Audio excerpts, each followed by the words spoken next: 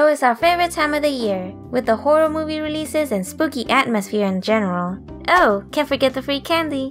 Yep, and there's nothing I love more than watching horror movies. I just kind of feed off of them, you know? But it wasn't always that way. So today we thought we would talk about some spooky things that scared us as kids. Now I've seen and read quite a bit of scary things, so I bet it's pretty hard to believe I wasn't always the brave, strapping young lad I am today. When I was a kid, I was afraid of quite a lot of things. So let's start off this list with talking about one of the lesser scares from my memory. Gruntilda the Witch from Banjo-Tooie. Yeah, I know, I was afraid of this. That alone should show you how prone I was to getting scared about literally anything. So let's go ahead and look at the scene from Banjo-Tooie that gave me the spooks.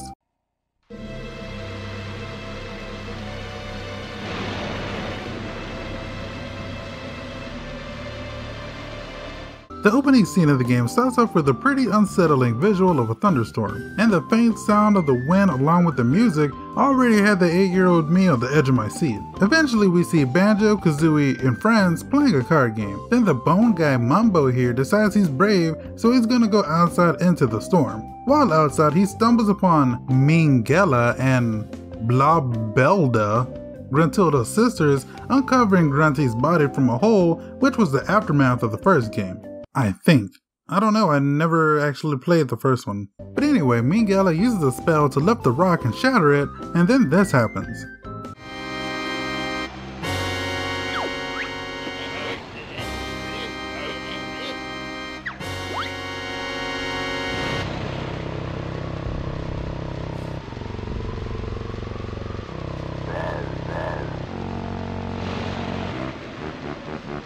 Yeah, seeing it now, it's not scary at all, but me as a kid, I was terrified of this scene. After that scene, Mumbo gets spotted and tries to skedaddle back to his friends, but Grunty sees him and starts to chase him.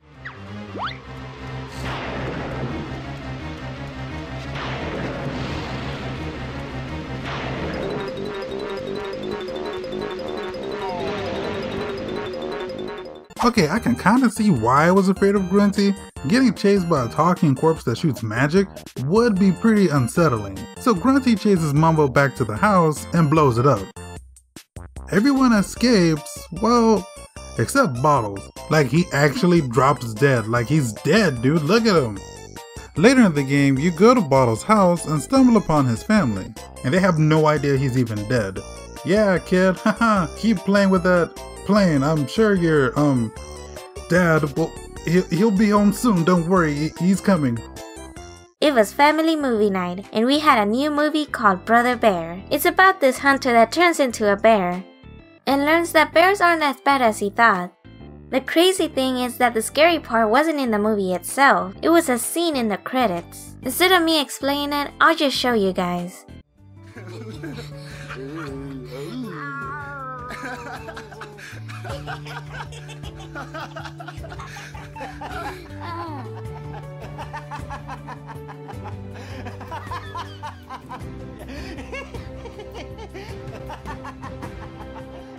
There are things in life you learn. That scared me so much when I was a kid, and at that moment I felt even more uncomfortable because my parents thought it was hilarious. Not me. From that point on, whenever I watched the movie, I would usually stop it or leave the room before the credits rolled. Oh boy, the Crypt Keeper. Ugh. I hated this guy so much.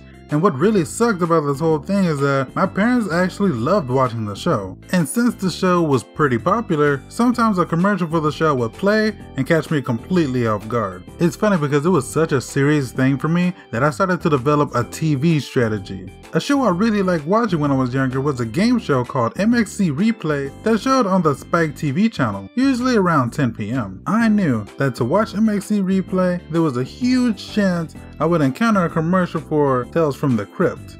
So whenever it went to a commercial, I would either go to the bathroom or wherever I needed to go, I don't know, make a Pop-Tart, or the remote would literally be glued to my hand so that if I even saw his face, I could switch to Cartoon Network. You know, when they had the good shows.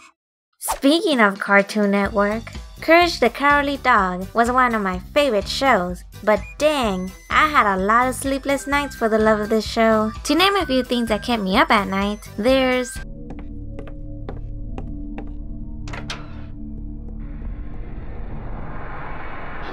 Return the slab. What? Return the slab, or suffer my curse. What's your offer? Oh, and there's...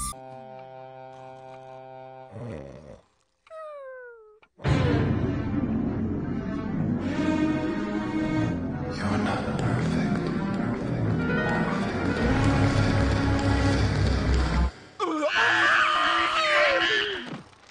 And the worst one of all. I just know something bad is going to happen.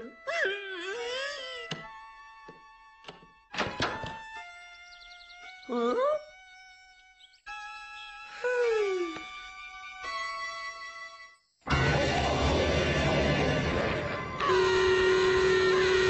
Now that I think about it, the only other thing I remember scaring me was in a SpongeBob episode named The Graveyard Shift. The episode follows Squidward and SpongeBob being forced to work the night shift. Because you know, Mr. Krabs wants more money. As you can expect, SpongeBob annoys Squidward, and that causes Squidward to tell him the story of the hash-slinging slasher to scare SpongeBob. Funny enough, everything that Squidward says starts to happen in the Krusty Krab. Then eventually Spongebob and Squidward are face to face with the hash-slinging slasher as he walks closer to them. So you got freaked out by the slasher? No, it was that guy at the end of the episode flickering on the lights. Like, am I the only one that was freaked out by this guy? Yeah, I totally understand. It's crazy that I wasn't freaked out by that. I was a little Weenie Hut Jr. back then. Okay, really quick. This isn't something that scared me as a kid, but more like something that I found out about when I was a teen that, is pretty unsettling. Okay. Hypno. What is his problem? It's already on record that Hypno makes a habit of kidnapping people. But even worse than that, he takes kids also. Seriously, just check out these Pokedex entries. Now this last thing I'm gonna bring up is the one thing that scared me the most when I was a kid. Out of everything on this list, this was the major cause of multiple sleepless nights. So let's jump right into the story. Boom, I was in class one day. Not really sure what grade I was in, but let's just say I was in the 3rd grade. So one day the teacher came to class and had a whole bunch of books and put them on the floor and said we could read whichever book we wanted. So after everyone had gotten their books, I walked up to the pile of books and started looking. I was looking for something a little on the scary side because even though I got scared easily, I still loved the thrill of reading a scary book. I couldn't even tell you how many times I checked out the scary storyline of books. So I ended up eventually finding my way to the bottom of the pile, and then I found it. The book that would go on to scare me more than anything else I had ever witnessed up to that point in my life. Tailypo. And wouldn't you know it, this just had to be my lucky day, because the book even came with a little read-along cassette tape. That's what I think really got me. If I had just read the book on my own, I would have been pretty freaked out, but I doubt it would have been as bad as it turned out to be. Going back and listening to it for the sake of this video, the audio is not scary in the slightest. Disclaimer. I'm now about to butcher this story to give you a summary of what it was about. If you want to hear it on your own, I have a link to the audio down in the description. I couldn't find the version with audio in the book, and it's kinda impossible to look for it since for some reason over the past few years it's gotten a bit of a spike in popularity, and now there's tons of low quality videos with people telling the story. Okay, time to get spooky. This story is about this old man who lives in the woods with his 3 dogs. The dogs' names are You Know, I Know, and what the heck is this? Comtico Calico. I mean, alright man, hey, they're your dogs, not mine. But anyway, after an unlucky day of hunting, him and his dogs pretty much go to bed hungry. Later that night, he comes face to face with some weird creature with a long tail.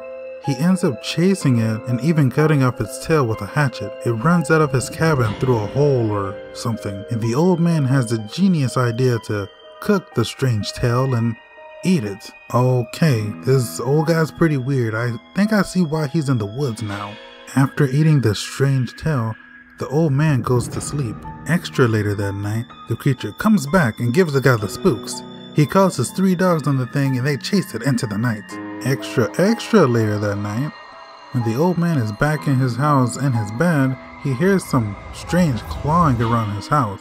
So he calls his dogs again, but this time, they are nowhere to be seen. Oh shit, starting to get a little spicy, guys. He ends up going back to sleep, but then he just wakes up extra late that night to see the creature is now at the foot of his bed, and it speaks. You know, and I know that I'm here to get my tail pulled. So it jumps on top of the man and starts clawing him apart with its claws. Reese's in pieces, old man. And yeah, that's the end of the story. Now, I do have a few gripes with the story, like, where did the hatchet go? Instead of keeping the dogs outside while this thing is trying to get inside the house, why not just keep the dogs inside? Since this book is like an old folktale, there's variations to the story. In the book that I specifically remember reading, it stated that he sends the dogs out like 3 different times. Like the first time, he sends 3 dogs out, only 2 come back, and then he sends the 2 out, and then only 1 dog comes back. If it was me, I think it would have caught on pretty quickly. Like the first dog went missing, oh okay, well I guess it just happened. But when 2 dogs go missing, yeah, I'm pretty sure I would have kept the 3rd dog in the cabin with me. Then come daylight, me and that dog are selling the cabin and settling in town.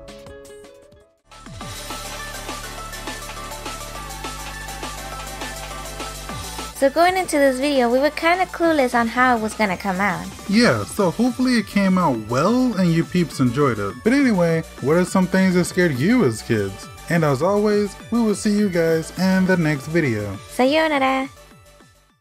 Scary skeletons and shivers down your spine. Shrieking skulls will shock your soul, seal your doom tonight.